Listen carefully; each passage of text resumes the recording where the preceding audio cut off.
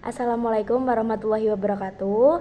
Perkenalkan, nama saya Fitriani dengan NIM 103233017 dari kelas HTNA. Yang terhormat, sebelumnya Bapak Ahmad Fauzan selaku dosen pengampu mata kuliah Hukum dan HAM. Pada kesempatan kali ini saya akan menjelaskan terkait dengan materi yang diujikan untuk ujian akhir semester, yakni materi yang pertama saya akan menjelaskan terkait dengan sejarah hak asasi manusia di negara Indonesia, kemudian terkait dengan hak asasi manusia dan keadilan gender, kemudian yang ketiga terkait dengan negara, agama, dan hak asasi manusia. Nah, baik, untuk materi yang pertama ini terkait dengan sejarah hak asasi manusia di Indonesia.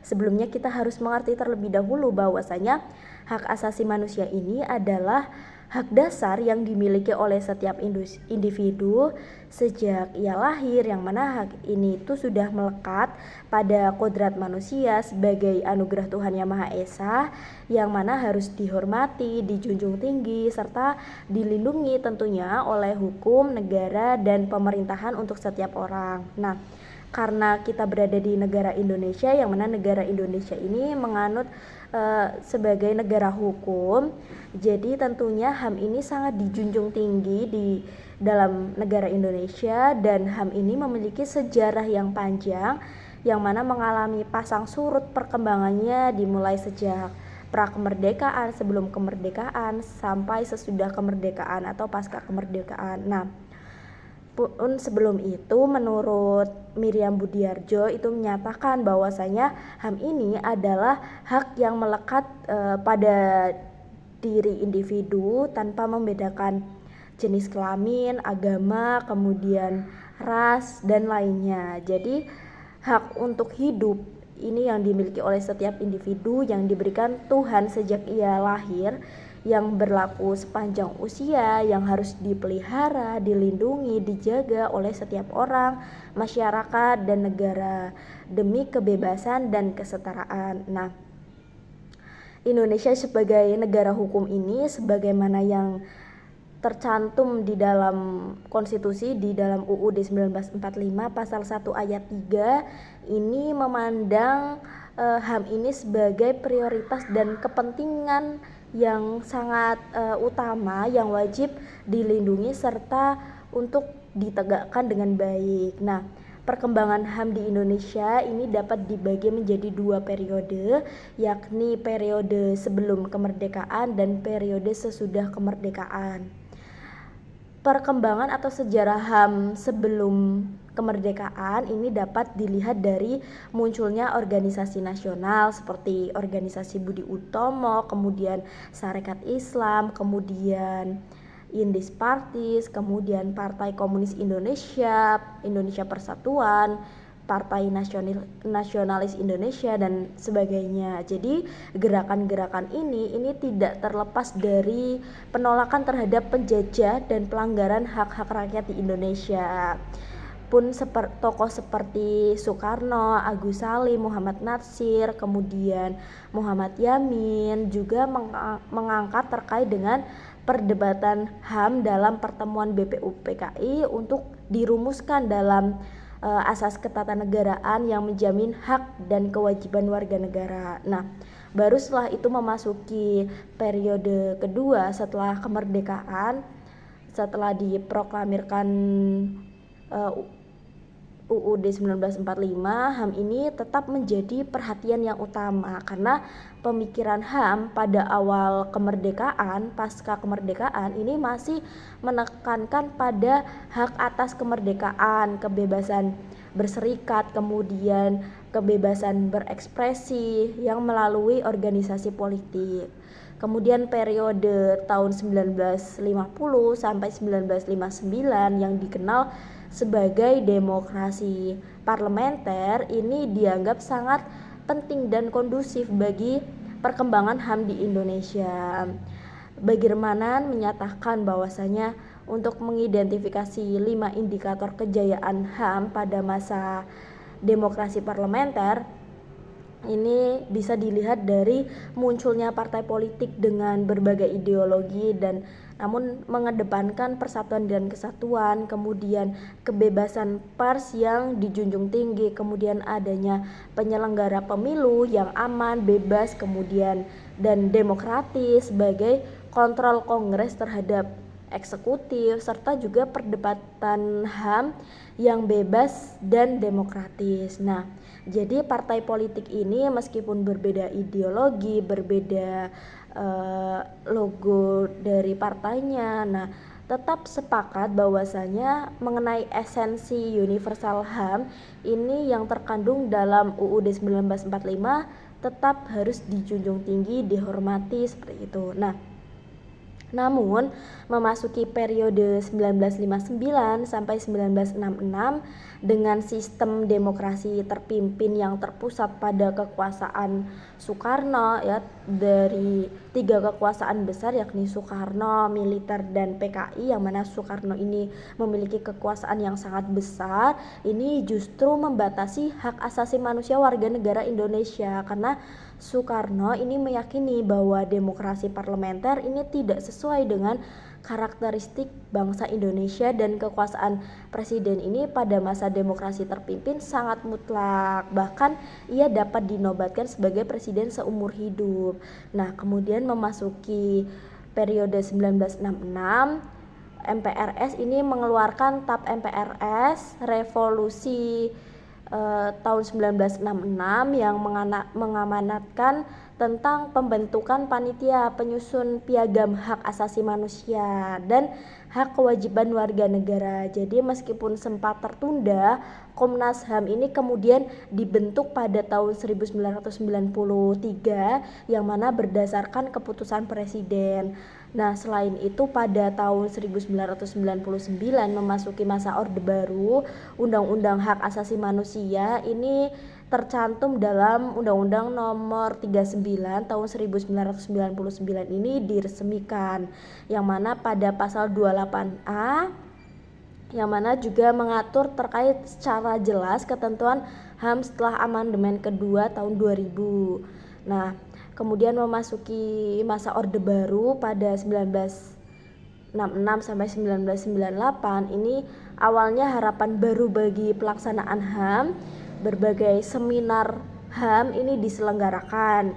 Namun kenyataannya pada Orde Baru ini mencatat sejarah yang kelam terkait dengan pelanggaran hak asasi manusia di Indonesia, yang dapat dilihat dari kebijakan politik yang sentralistik, kemudian anti gerakan politik yang berbeda dari pemerintah, seperti itu. Jadi secara keseluruhan hak asasi manusia di Indonesia ini dianggap sakral dan penting karena di dalam perjuangannya untuk mewujudkannya ini sangat mendalam dan mengalami proses yang sangat panjang. Jadi agar sejalan dengan kehidupan berbangsa dan bernegara, HAM ini perlu dijaga, dilindungi sebagaimana dalam konstitusi, karena Indonesia ini juga telah berpartisipasi dalam upaya memperjuangkan hak asasi manusia dan memasukkan kesadaran kemanusiaan dalam perundang-undangannya karena secara sifatnya yang fundamental. Hal ini kemudian diikuti dengan pembentukan organisasi yang memadai perjuangan HAM untuk menghapuskan kolonialisme dan memenuhi hak asasi manusia rakyat Indonesia. Baik, itulah sejarah hak asasi manusia di Indonesia. Untuk memasuki materi kedua terkait dengan hak asasi manusia dan keadilan gender, ketika tadi sudah dibahas bahwasanya HAM ini adalah hak dasar yang dimiliki setiap manusia sejak ia lahir di dunia. Jadi hak ini berlaku untuk semua orang tanpa memandang perbedaan baik jenis kelamin tadi ya, seperti agama, suku, ras, status ekonomi maupun latar belakang sosial. Jadi hak asasi manusia ini sifatnya hakiki, melekat pada diri manusia, kemudian juga sifatnya universal yang mana berlaku di seluruh dunia.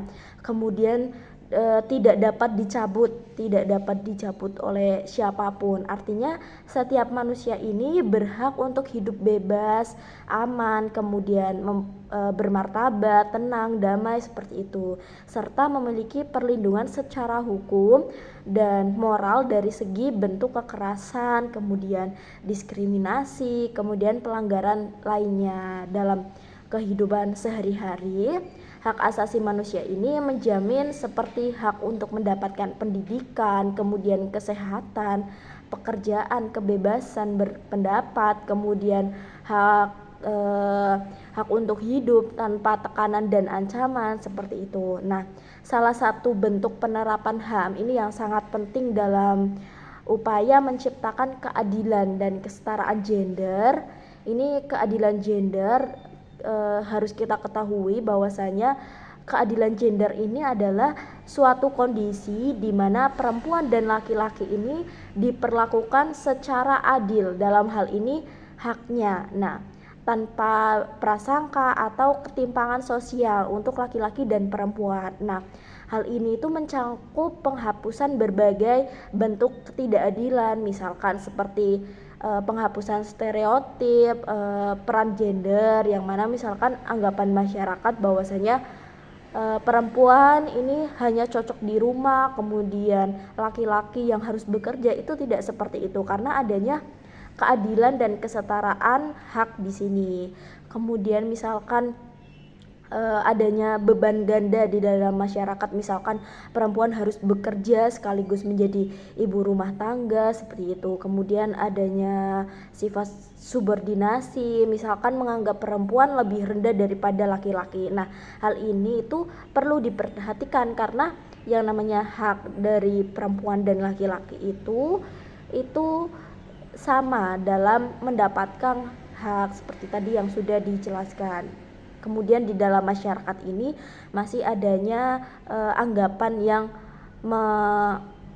membatasi hak antara perempuan di dalam masyarakat, di desa seperti itu. Nah, serta masih adanya kekerasan berbasis gender. Nah, keadilan gender ini bukan berarti memperlakukan semua orang itu sama persis, tetapi memberikan perlakuan yang sesuai agar semua itu memiliki kesempatan yang setara untuk berkembang seperti itu, untuk mendapatkan pendidikan, kesehatan, pekerjaan seperti itu. Nah, kesetaraan gender ini di sisi lain merujuk pada kondisi ideal di mana perempuan dan laki-laki ini memiliki akses yang sama, kesempatan yang sama, kontrol yang sama, serta manfaat yang sama dalam sebuah aspek kehidupan. Misalkan tadi seperti bidang pendidikan, kemudian ekonomi, kemudian politik maupun sosial budaya. Misalkan perempuan dan laki-laki memiliki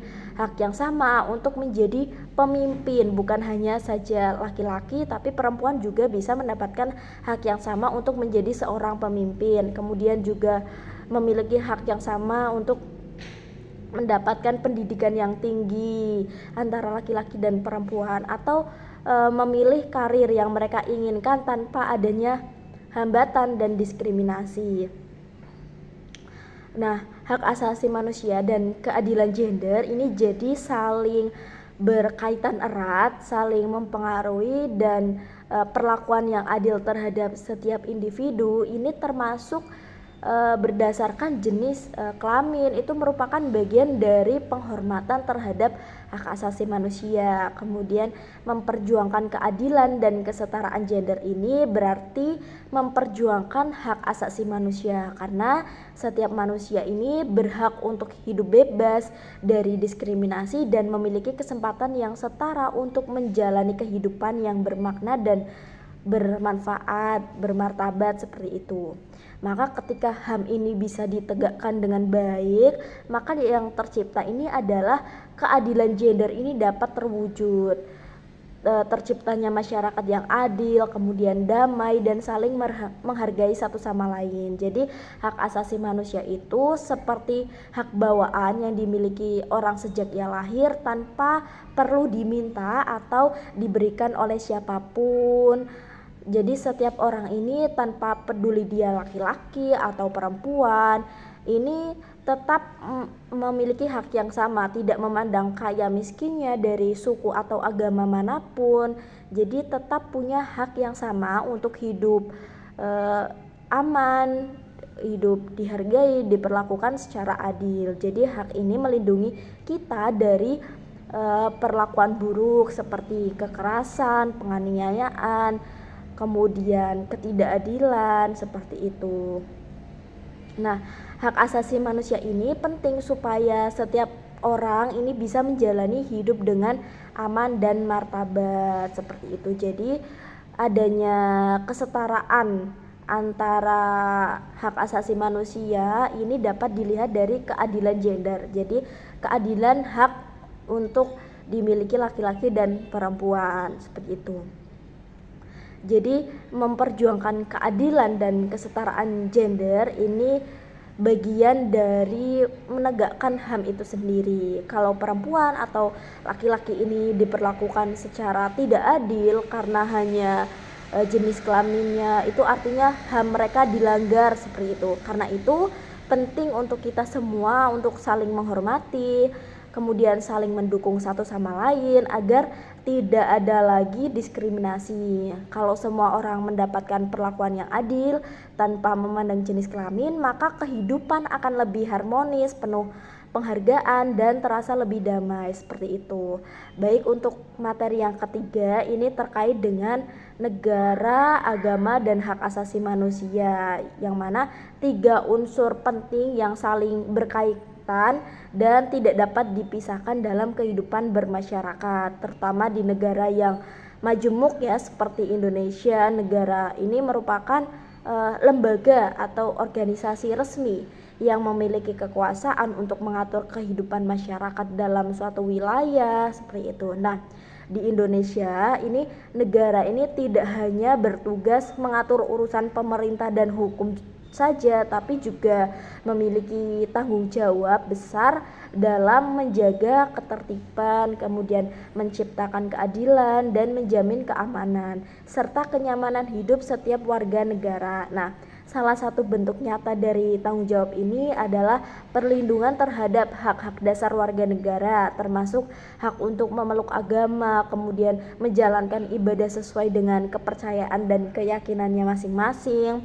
Dan negara ini juga harus menjamin bahwa setiap orang bisa menjalankan agamanya dengan aman, kemudian tanpa takut dihina, dilarang, atau ditekan oleh pihak manapun. Nah, agama sendiri itu adalah sistem kepercayaan yang mengajarkan nilai-nilai moral, etika, spiritual kepada para pemeluknya. Jadi agama ini memberikan panduan tentang bagaimana seseorang ini menjalani hidup yang baik dan benar menurut ajaran Tuhan yang diyakininya. Nah, dalam kehidupan bernegara, agama ini berperan penting dalam membentuk karakter masyarakat agar hidup saling menghargai, menjunjung tinggi perdamaian, kemudian juga menjaga keharmonisan sosial.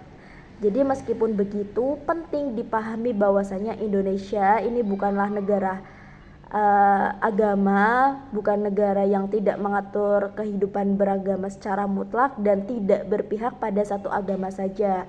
Karena negara Indonesia ini memiliki pluralistik agama, budaya, sosial, dan lainnya. Nah, sebagai negara hukum, Indonesia ini menjamin kebebasan beragama dengan memberikan perlakuan yang adil kepada semua orang yang memiliki dan meyakini agama yang berbeda, yang diakui seperti itu. Di dalam konstitusi juga negara ini menjamin perbedaan beragama yang ada seperti itu.